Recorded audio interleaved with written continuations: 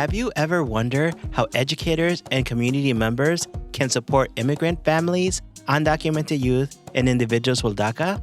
That's exactly what this podcast is going to explore.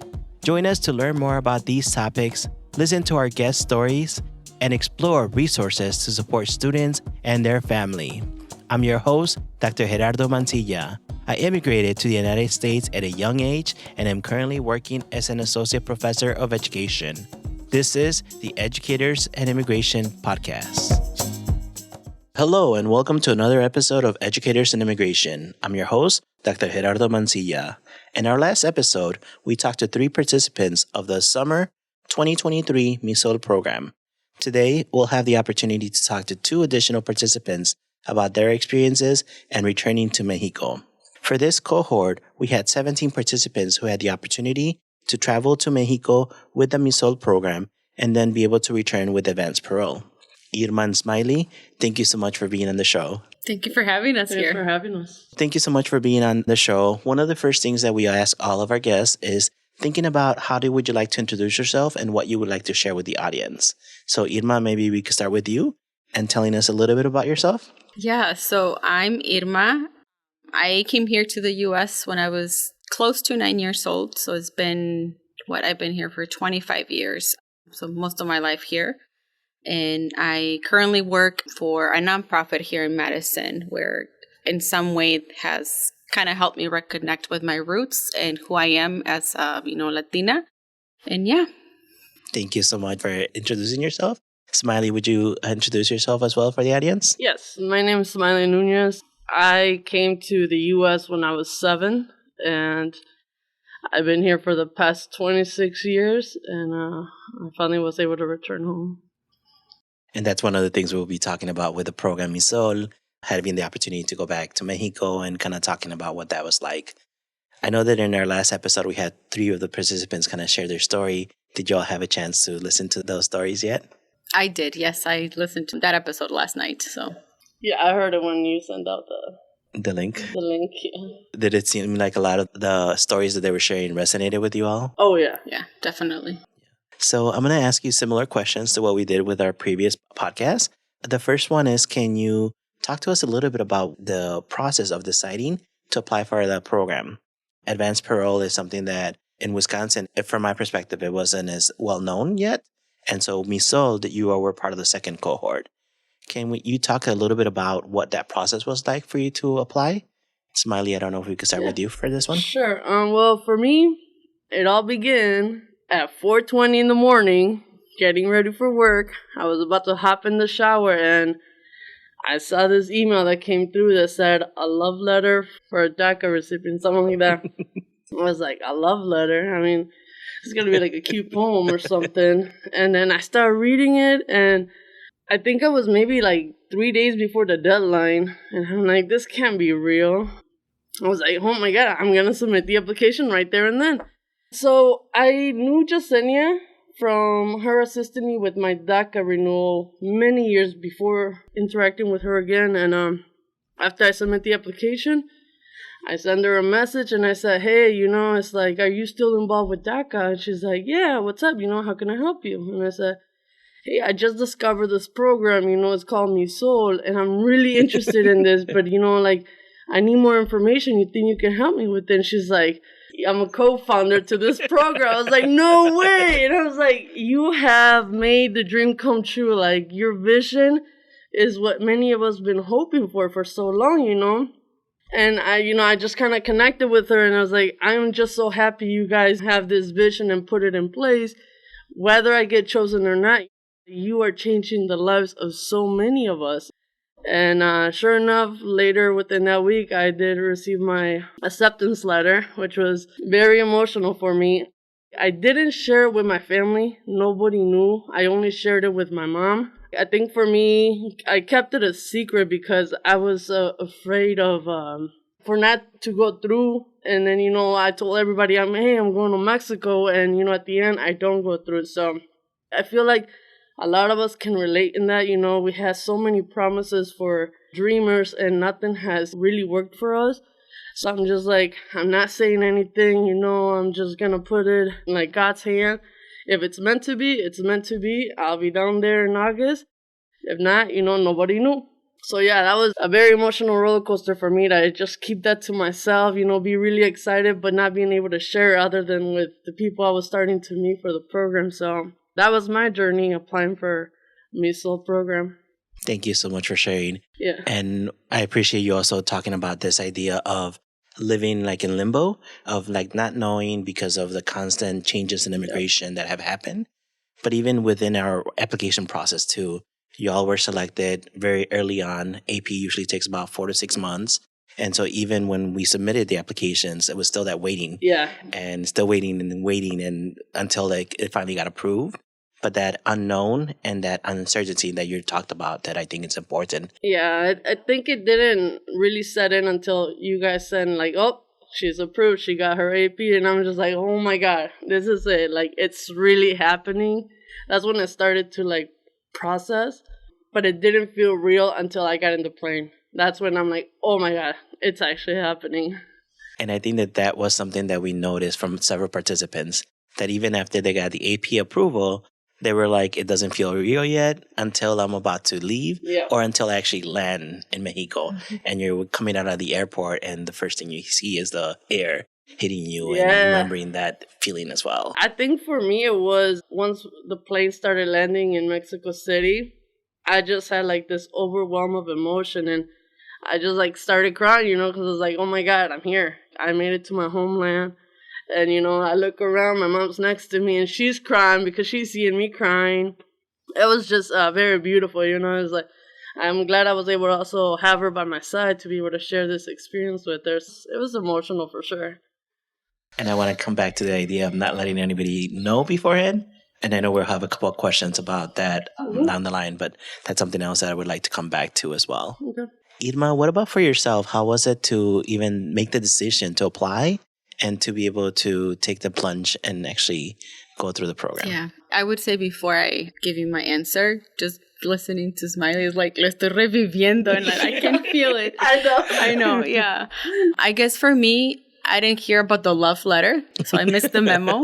How I found out is because I started working for Centro, where I work right now, and in one of the huddle meetings that we had, a coworker mentioned about going to Mexico, and she mentioned MISOL, and I connected with her like, oh, you're going to Mexico, you have that guy, and she talked to me about the program. At that time, I didn't know if it was going to be reopened, if another cohort was going to have a chance to go. So I waited, patiently waiting for that, memo or that poster saying that there was another cohort.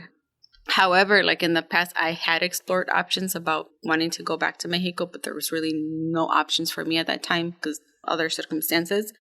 But when MISOL came and I applied for it, it was like, Smiley says, it didn't kick in until I actually landed in Mexico. And really what made me apply to the program was that I wanted to reconnect not just with my hometown, but also with my dad in this case, right, who I hadn't seen in 25 years.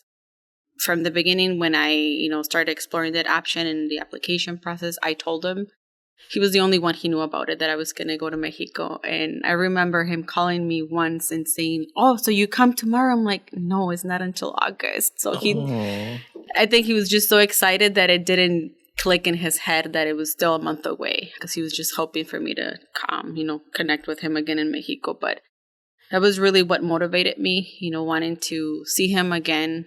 I mean, I would talk to him, I would see him via the camera, but it was not the same. And like Smiley says, when I got there, started bawling. And I think for me, it was a little different because I had talked to one of my aunts previously, and she was the one who picked me up. And it was just like, I lost myself, started crying. I couldn't control my emotions. I couldn't talk because of how happy I was. And yeah, I mean, that's really what got me into making that decision to apply and taking the risk, right? Because I would hear, oh, if you apply, you have a higher chance that they won't let you back in. And what happens if you have your children, you can't come back. I guess in some way I took the risk of going and, como dicen, darlo todo y ver qué pasaba. Pero yeah, it was definitely worth it. The coworker that you mentioned, I believe she was part of the first cohort. She was part of the first one, and so did that kind of make you feel more at ease, knowing that she had gone through the same program and had done the same experience? Yeah. I mean, even that, I was still scared. I'm not going to say that I wasn't scared. And just thinking about, because I would hear a lot about, el cuartito. I was like, okay, what is cuartito? Everybody says that. Yeah. So that like, it made me feel really scared. But knowing that in this case, my coworker had come back and other people that I knew that had also used Advance Parole, and you just had to take the risk. Yeah.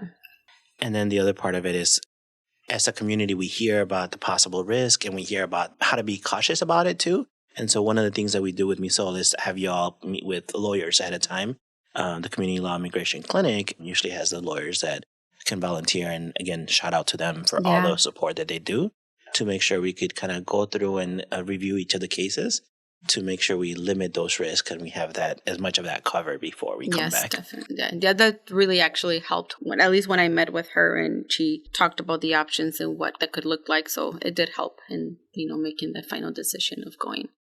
Yeah. And you also mentioned, similar to Smiley, the fact of not telling other people ahead. Mm-hmm. Was it for the same kind of reasons of the uncertainty, or was it just something else? No, for me, it was more the fact that I had not connected with other family members and there was really no form of communication. So I didn't really want to involve them in that. But it was more related to that. I didn't want them to know, just because I wanted to keep it not a secret, but just confidential in the way that I wanted to be in the process by myself and explore that. Yeah. And that's the other part too, that all the participants are going through the same process at the same time. So it's also ability to be in community with others who are experiencing the same things as well. Yeah. The first part of the program dealt with ethnographic research, where you had the opportunity to travel and be with family, maybe travel around Mexico, and then being able to reconnect with family members. Can you talk a little bit about what that experience was like for you before we started the program with the UNAM? What happened for you and what did you get a chance to do? Yeah, so for me, I knew that I wanted to go back to Torreon, which is where I'm from. I got there. I remember, when the plane landed and I landed in Mexico City, and then I had to take another plane to get to Torreon. So when I got off the plane, nothing wrong with the smell, but the smell, the breeze, the air was way different. I would say the air made me feel like at home in some way. From there, I went to Torreon and I was there for a week and a half where, I spent most of the time with my dad. Torreon is a very dry, hot state. So he had me walking the whole time I was there. So parecía ¿cómo se le llama? Unos chiles esos que están bien rojos de los cachetes. The whole time we were walking. And, he's the person who likes to walk. We would get in an Uber and he would no, let's just stop here and let's keep walking. So although it was very hot, I enjoyed just the fact that I was walking with him and reconnecting with him. I spent days too with family members on his side. So a couple uncles and aunts. To be honest, I spent most of the time just, chatting with him and going to places that he would take me when I was little. He took me to the zoo in Mexico. En Mexico le dicen el bosque in Torreon. Mm-hmm. He took me there and he had me go through I remember the playground exactly. It was still looking the same. There was a huge slide that looked like a dinosaur. And I got on it. I remember getting on there when I was little. I just enjoyed every part of it, the time that I spent with him. After that, I had the chance to go to San Miguel de Allende by myself. So that was amazing. I spent in San Miguel de Allende, a week and a couple days. And just being there by myself, relaxing. It was just an amazing experience and getting to know the town. I went to León by myself. I felt like I was at home. Wow. I would talk to my mom and she's like, you're by yourself? I was like, yeah. And I would get on the Uber by myself. I even took the bus to the Guanajuato from San Miguel by myself. I was scared, but I knew I had to take the risk and just explore by myself. As you talk about traveling by yourself in Mexico, did you have conversations about how to take there's different companies for the buses and different stations? Did you talk to somebody about how to navigate that whole transportation? Not really. No, not really. I think what helped me was just going on. I looked on YouTube. I follow a page on Facebook that is called Dreamers Together. So I got a lot of that information from there. And just hearing other people's stories of how it was for them, traveling by themselves. I made sure to schedule the bus trips ahead of time so that I, knew exactly There was a couple Ubers who gave me some tips when I got on the Ubers, especially when I landed in Mexico City. I got on one of the Ubers and he right away was like, "You're not from here." I'm like, "I'm from here." I was They like, know "I'm from somehow. here." They know, they know. So he gave me the best tip ever. He said not to eat street tacos that are super cheap because most likely it's not going to be real meat, which I remember the tacos we ate in Mexico City. They They're like 45 pesos Yeah. for like five tacos. Yeah. So that tip didn't work. But then he also mentioned that if I was going to take an Uber or a taxi to ensure that I had done my research, right? So like the pink taxis that I wouldn't write those. And I didn't, just because sometimes you can get not real taxi drivers. But yeah, I think I did my own research to be able to maintain myself safe. And then the other part of it that you mentioned was feeling at home and Yeah. feeling free and feeling like you could go anywhere in Mexico and explore it. Yeah. I think the time that I was there by myself, I could just feel it. You hear a lot of things about, oh, it's not that safe. You got to be cautious. But I would say the whole time I was there, I felt safe. I didn't see anything that made me feel that something was going to happen. I just felt safe. I felt like I was at home. Yeah, I don't know if it was because I was reconnecting with, Mexico and like just seeing the food and the people. I know in San Miguel, I went to the market and I bought higos, guayabas. It was just amazing. Like, yeah, it was a very unique, unforgettable experience. Thank you. And thank you so much for sharing about that traveling part of it, as well as being with your family and being able to reconnect.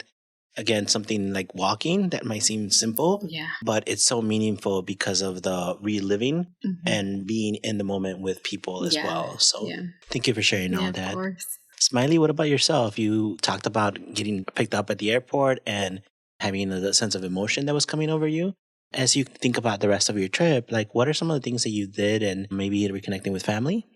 Yeah, well, the family knew my mom was going to Mexico. It was just my mom would be going to Mexico, and we had one of my cousins pick her up.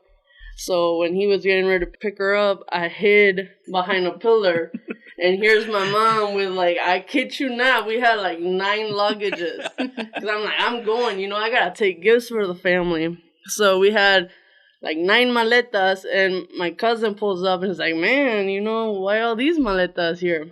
And while he's talking to my mom, I peek out through the pillar, and he gets scared. Like, he's like, oh, my God, and I'm just like, hey, and it was very emotional to see him because I haven't seen him, I don't know, I was maybe 11, 12 years old since I last saw my cousin. So, he was very shocked that I was there, and he's like, how did this happen, And I think the first thought that they think is, you got deported, because you never talk about, hey, I got papers or something like that. So he picked us up. We load up the van. We're driving off from the airport, and I'm just starting to see, like, the streets smell like the Mexican smell, how, I don't know, for me, it, like, hit me. It's hard to explain it, but just the smell, it did bring a sense of, like, wow, I'm home, You recognize that smell from when you were a kid, that, like, it was just in the back of your head. So, like, I was very emotional. So as soon as we got off, into the road, I don't know where, I started seeing signs, Texcoco over here, and, like... El Zócalo, Xochimilco. And you're used to reading the signs out here in English and being able to see, like, Mexican signs. And the first thing I saw getting off of the airport, somebody got hit by a car, like a motorcycle got hit. So that was the first thing I got to experience, like an accident right in front of us. So that was kind of downfall. But, we show up. I think we got there like 5 in the morning. It was pretty early, so my family was still sleeping. So my cousin, we get there. I kind of hid on the entryway to wake up my aunt. She's like a second mother to me, she's my mom's sister. So he was like, okay, I'll go wake her up. He was like, ándale, ma, like, ya llegó mi tía, ve a hacer el café. And it's like, okay, I voy. So here she's coming in her bata, just waking up and stuff like that. And I walk in and I surprise her, and she's like, I thought I was going to give her a heart attack, to be honest. She's just like, oh my God, in plain shock. She could not believe I was there. It was very emotional again. We're all crying. And we're here. They can't believe it. So it was beautiful. And, once you arrive, everybody wants to announce it. And I'm like, nobody can say anything, until there was certain people I needed to see before I announced that I was down there. And so, yeah, we went down the line. And that day, we got there really early. So we took a nap. And then I woke up and they're like, it's Tianguis Day. So let's go to the Tianguis. I'm like, I'm all in. And like you said, everything is walking down there, It's like, well, hop in the car, no, we're walking, and you got your little carrito and stuff. I was so geeked. I was carrying that thing the whole time. I was like, everybody just loading up fruit. It was an awesome experience going through the tianguis, seeing all these different merchants and all the stuff they sell. I got to try jicama with like some spices. Jícama preparada. Yeah. Oh my God. That was the first thing I got that I saw. And I was like, I'm in. So that was my first experience, the tianguis. It was nice. So just the experience you've kind of shared about this idea of they knew your mom was coming, but not you. Yeah. And so just being able to surprise them at that point. As you think about all the other activities that you did, you mentioned the food, the fresh fruit that is all around and they're always selling it. Are there other memorable experiences that you had or other things that stand out as really meaningful and powerful experiences? Yeah, so one thing that caught my eye from the beginning, and I was shocked by it, was like when you go to a restaurant and you're eating, like we could be eating right now, here comes a person and they all go like, provecho. Provecho. And I'm just like, the first time I heard that, I was like, oh, you know them? Yeah, and they're like, oh no, this is very common. And yeah, I started noticing that, like, wow, like, that's just beautiful. And, like, I really appreciated that because you go to any restaurant here, you eat, nobody says anything to you. It's just like, can I take your order? To me, it was a very memorable experience that I really cherished because I've never had that. A stranger comes up, walking by, provecho. And I thought it was beautiful. So that was a really beautiful experience. I think it also talks about the acknowledgement of each other. Yeah. So it's like that validating of your lived experience, but it's also acknowledging que alguien más comiendo. Yes. And so, I mean, that took me by complete shock. I've never seen it. I've never experienced it up until that moment. That was beautiful. I was able to go back to my mom's hometown, El Mogote Guerrero. And I have a lot of memories there because my grandma lived there. My mom's from there. So being able to walk La Laguna, it was just beautiful. I do gotta say, oh my God, it was a struggle to get there for me. I do not like heights at all. I struggle with heights. And going down those steep mountains and you see nothing but blackness and trees, it was scary. That was a challenge I had to face, but it was so worth it. Was that walking or was that in the car? No, it was in the car. I think walking I would have passed out. And then they made me sit in the front, so I was like telling my primo, you need to slow down. He's like, what? I'm driving fine. I was freaking out. So I said, Ma, this is the last time I'm coming to your town. But that was a lie because I would love to go back there. I feel like I didn't really get to experience so much of what Mexico had to offer because I did get sick. That sickness that they say, Montezuma, whatever. Revenge. Yeah, I struggled with that. That was bad for me. But, it didn't matter because at the end of the day, I was with my family. We were, whether it was playing video games in the house, we were all eating together.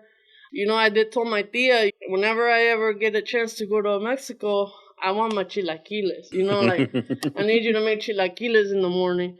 Well, sure enough, I did get that. We got there, like, no, we're going to make her chilaquiles, so. Es lo que quería, so we're going to get it. Yeah, so that was really special for me. I didn't get to go out and do a lot of things as I wanted to, but I did got to be with my family. Another thing I like to share if I can, my goal coming into this trip, I wanted to see a lot of my family, but I know that I have family scattered all over Mexico. So when I got there, I talked to my brother, I talked to my mom, and I said, I would like to have a party to host the whole family. Can you guys help me with that? And they're like, yeah, we'll do it. My brother came through. We had familia from Celaya. Last minute, they drove. And to me, I hope I don't get emotional, but like I shared this story with you guys before. I had a lot of family that came through that saw me as a little girl and then never saw me again. They are mostly part of my dad's side of the family. So my grandma, who I lived with growing up, she was also like a second mother to me. Unfortunately, she passed away, and I never got to say goodbye to her. And despite all the drama within family, everybody came through. And, one of my cousins said, "You brought everybody back together." They always said I was my grandma's little girl.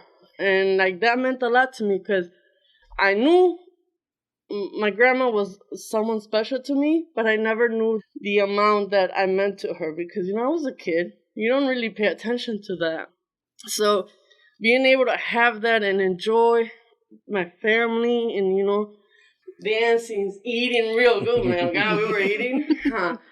Man, it was an amazing night, It was one of the best moments I've had, just reuniting with long family that I haven't seen so long. I wish I would have had more time to be there with them, but I think for me especially, it was more important the connection with my family than to be able to go out and experience it. Like, I would have loved that too, but I think I enjoy more the family aspect. I've been craving it so long to be able to be with my family, see so many tias and tios I was growing up with, to be able to have them and hug them physically is something that you just cannot pass on, and it's always very much cherished. Thank you so much for sharing about the family connection, reunirlos, being with them, and also the memories too. Yeah. Of like, we were there when we were young and then coming back as older, thinking about like all those memories and all those connections too. And Irma also talked a little bit about that too. Mm-hmm.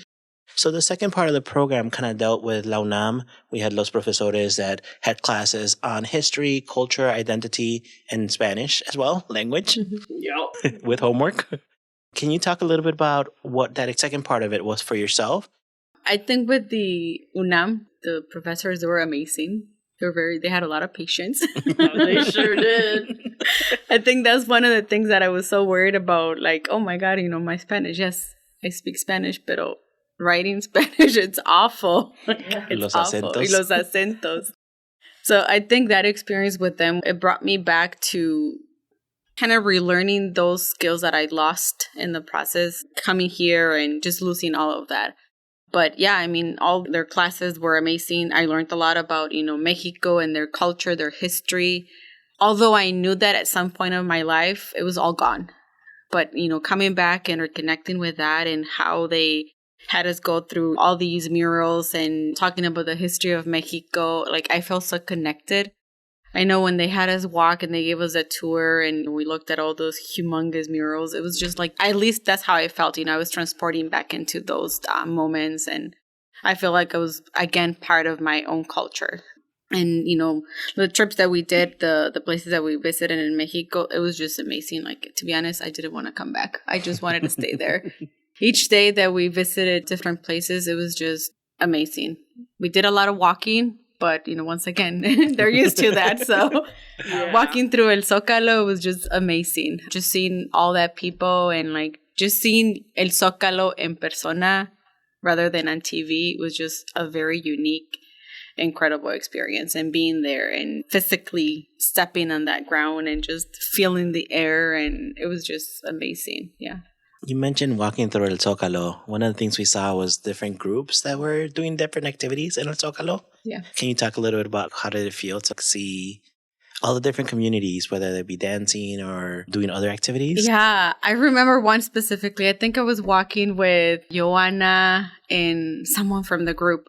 And we got stopped by this guy who was dancing, and he had this huge, ¿cómo se le llama? Like the Aztec dress? Yeah, and he was like, he was trying to read us our future, and he told me that I was a very anxious person, which, yes, in some way I am. But, just him, like, stopping us and reading us, and it was just, like, amazing. I'm like, that's a very unforgettable. Is that like the Olympia thing? I think so. There was somebody else doing Olympia. Yeah. So there was, Yeah, and it was him, right? But then seeing, all the other people, I think there was a protest too. I cannot recall exactly, but I know there was a group of people protesting. Just seeing that, you just felt like you were at home, even though there was people protesting and people stopping you to read you your future, how you are.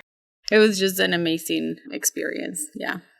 Thank you so much. Smiley, what about for yourself? You have a sweatshirt on? That's La UNAM sweatshirt? Yes, I got a rep. I mean, I've heard of UNAM, and I really fell in love with it. I enjoyed every aspect that the professores offered. It was a lot of information. Sometimes I'm just like, I don't even know what to take in, but Yeah. I do appreciate that not only did we got a classroom setting, but we also got to be out and then seeing the actual thing. One of the things for me that sticks out the most is the murals.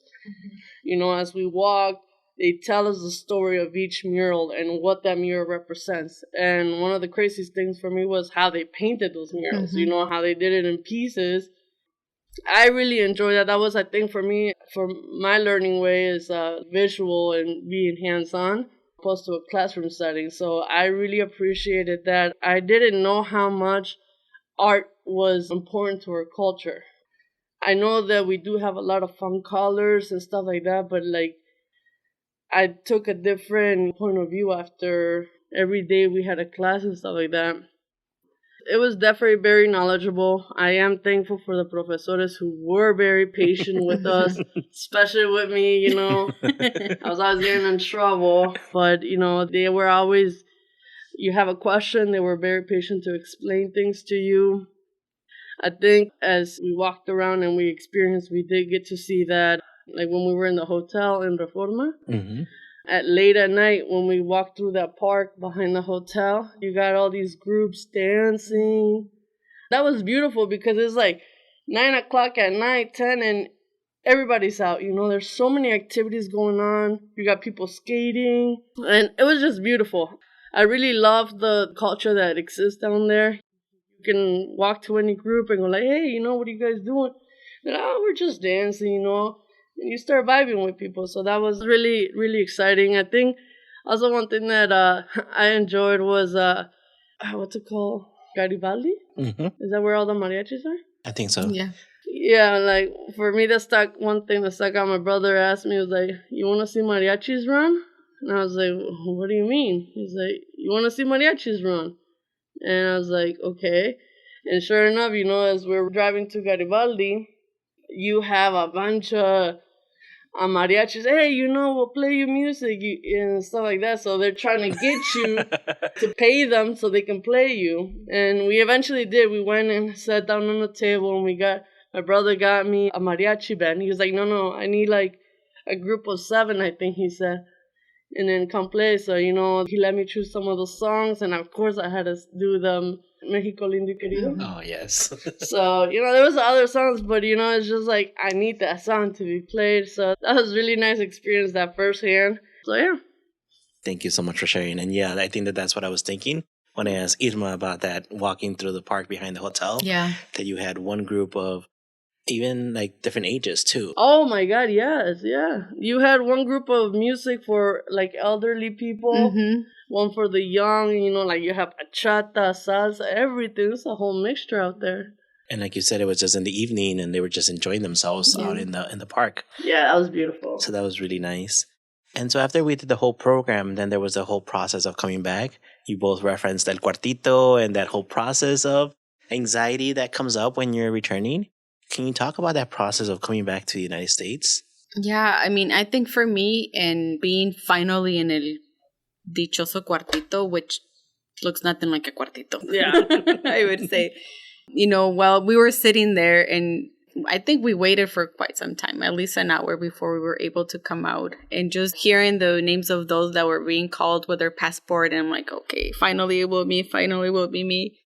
I think that's where it hit. I was like, okay, I'm back in the States, but I need to make it past this cuartito so I can finally be able to say that I'm, back in the States.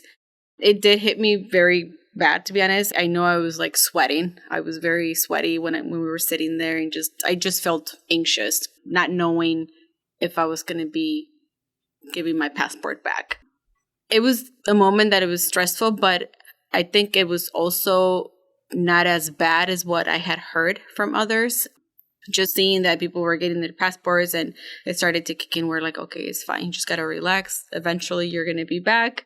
And then that moment came. We were all back, getting our suitcases, and we were all together. Finally, that's when I was like, okay, I'm safe. I'm fine. I'll be okay. Made it back safe and sound. But it was a very stressful moment. At least that's how it felt it for me. Yeah. Thank you for sharing. And then Smiley, I was trying to remember if you were one of the last people in the group. Yeah, I was second to last. Yeah, I think we were the last group, yeah. Oh my God, it was, I felt comfortable. Having you guys with us really, brought calm to me. I felt confident. Up until you go in through that little door, and then, the lady asked me, wow, did you guys plan to all be here at the same time? And that kind of threw me off because she didn't talk to anybody. But she asked me that, and I said, actually, we're here through a school program. And she said, oh, okay. And then she just handed my passport, and I'm like, oh. And then I'm just there waiting, and they tell me wait with this group. Everybody's already in el cuartito. I think it was about 6 of us or 7 of us. Then they take us back there. And we're all sitting together, and I'm just like, okay, here's the waiting game now. And I got to sit there and see officers come out with a pack of passports and calling off people. And I was like, nope, not me. And I think you got called ahead of us. But at the end, it was Joanna and me just sitting there together. And I'm like, what's going to happen? Why did everybody get clear? And why haven't we got cleared? I was stressing. I was like, oh my God, this does not look good. I mean, you can even tell because everybody was out there. There's a picture with everybody minus Joanna and me. And it was like, yeah, we made it safe. No, you're still missing 2 people. But it felt great coming out. You guys have my suitcase. I was like, thank God. And once I walked out that door, I was like, I made it. We're back home. I wanted to kiss the floor, but it's probably dirty, so I didn't do that. No. But yeah, it was very stressful, but very worth it to go through. I would do it again. Yes, definitely. I would too. Yeah, 100%. So thinking about this whole experience, we talked about the family, we talked about La UNAM, we talked about the returning. How do you feel like things have changed for you from going back to Mexico? And now, are there things that you've noticed different? I'm assuming we're still processing a lot of the experiences that happen, but have you noticed anything that's different after coming back in terms of yourself and your way of life? I would say for me, the first few weeks after coming back, I cried a lot because I wanted to go back so bad. Although my husband, kids were here, I wanted to go back so bad. All I talked about was Mexico. I think I got my kids tired of me talking about Mexico. And I would talk a lot about, this is what I did. When we go back, we're going to go here, we're going to go there. I think I annoyed them, but I did a lot of crying, just, reflecting on how I had that opportunity to see my dad again and go back and see the house where I grew up, go back and, walk through El Tajito, which is the hometown where I grew up when I was in Mexico, as a kid. I did a lot of reflecting. I now feel even more connected to my roots and who I am as a person. I would do this again all over. I really cannot wait to go back and relive that again and see new places, live new experiences. Yeah, I feel like a new true Mexican woman. Thank you for sharing that. Smiley, what about for yourself? For me, I feel like, honestly, I still haven't fully processed the whole trip. Sometimes I try to go through the pictures because I want to post them, but I don't know. It was very emotional for me. There was a lot of tears shed. I think it's been harder for me to process it now that I'm here. I do want to be back there. My mom's been there for the past 6 months, and she's telling me of all the things she's doing, and I'm like, man, it's like, I wish I could be there. There was so many family events that happened, and I can't be there. So part of me is kind of still hurt from the process. I still haven't been, I want to go back. I want to be there again, and I want to be able to experience a lot more things. So I am super grateful for this opportunity because it was once in a lifetime that I had the chance to go back. I think for me, it helped me grow as a person. And I also, like, we take a lot of things for granted here. And so, like, that made me realize, like, no, you gotta take a step back and really look at the big picture, because we are very lucky. We are very blessed to be where we are, have a decent place to live. I'm sorry. My Mexican came out. But, it just really made me appreciate things more, look at life a little bit different. And, my goal is hopefully I can, in the future, just be able to go without worries. So, yeah, for me, it was a huge take. I'm grateful to my family who host me. I didn't have to worry about getting a hotel or anything, but just being able to, like, everything that happened, even after being with family, even with the group, we became a family.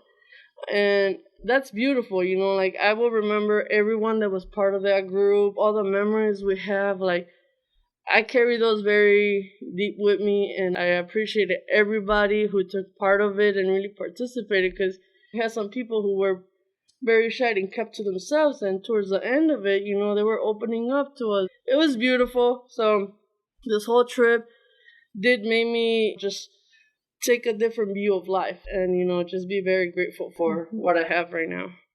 Thank you. And thank you both for trusting us also with the process. We know that as you all have reflected on it, it is an intense process. There's a lot of emotions that go into it. There's a lot of energy that goes into it too. So thank you both, as well as the rest of the participants, for entrusting us in being able to do the program. So as you reflect on other people, or what advice would you have for other people who might be interested in doing advanced parole, what would be your words of advice for them? Go for it. Exactly. Do it. Don't question it. I mean, what's the worst that can happen? They say no, and you don't go and get your hopes crushed again. But don't let fear stop you, and definitely go. Enjoy every minute of it. Don't hold back.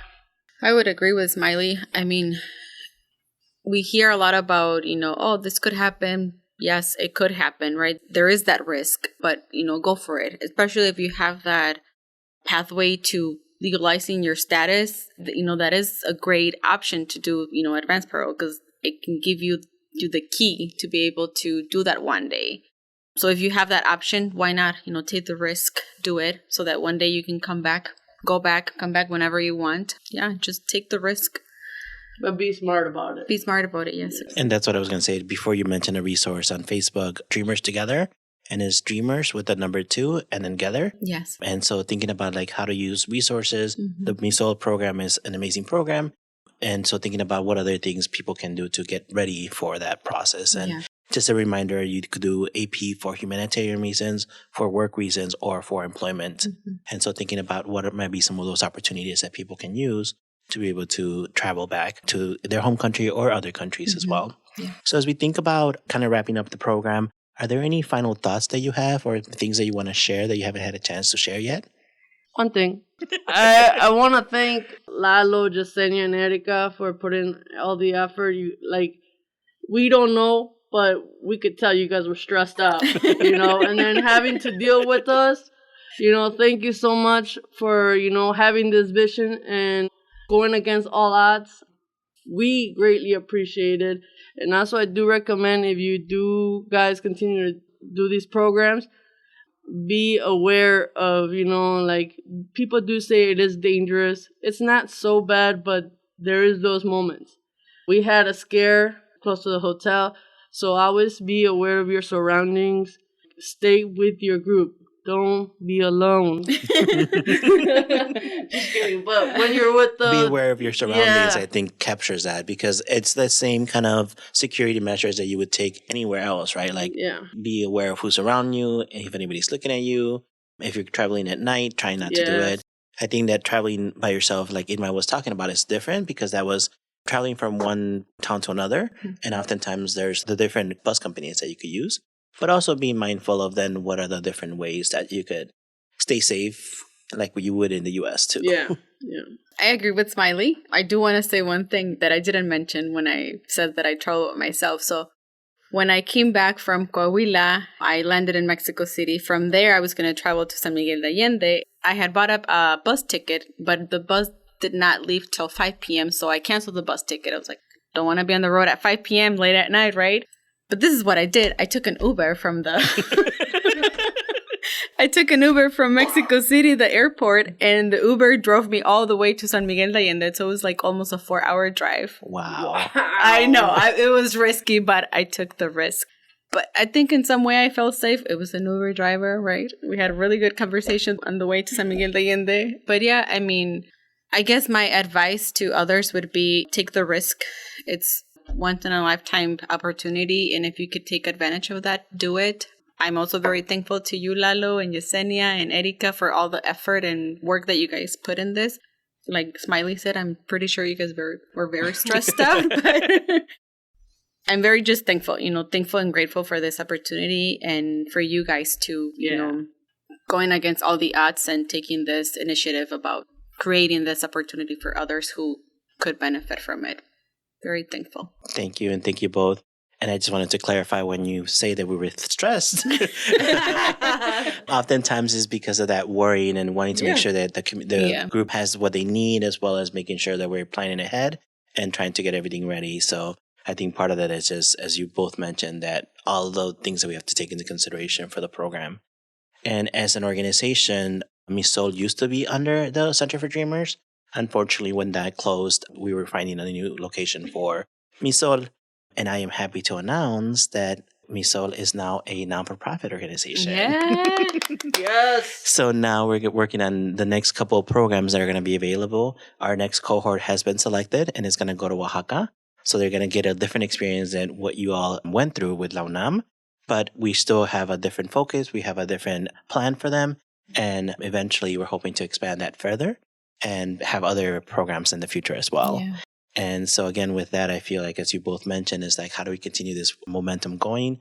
How do we continue this work going? And how do we continue learning from each of the cohorts to make sure that we make this opportunity available for more people? Mm-hmm. And ideally, we would love to make it available to all of Wisconsin, but due to capacity, oftentimes we don't have that capacity.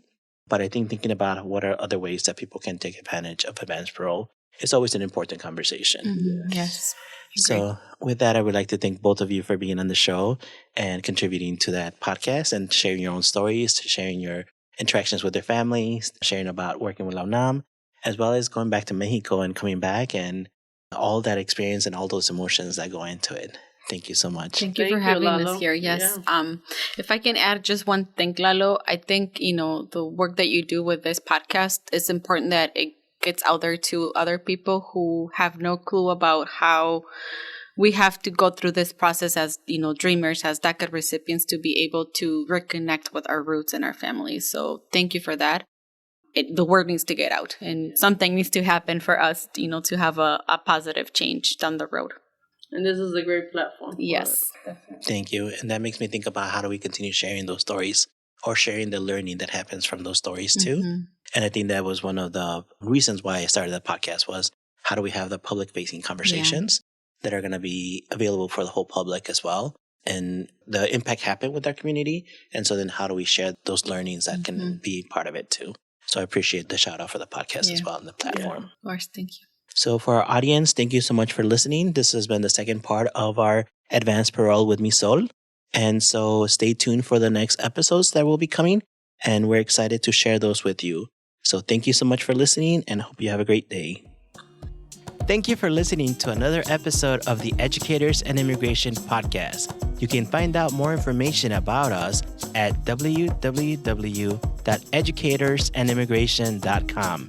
Please remember to like, subscribe, and share our podcast with your family, friends, and colleagues. You could also leave us a review and rate us on Apple Podcasts as well as Spotify. Thank you again, and I hope you have a great day.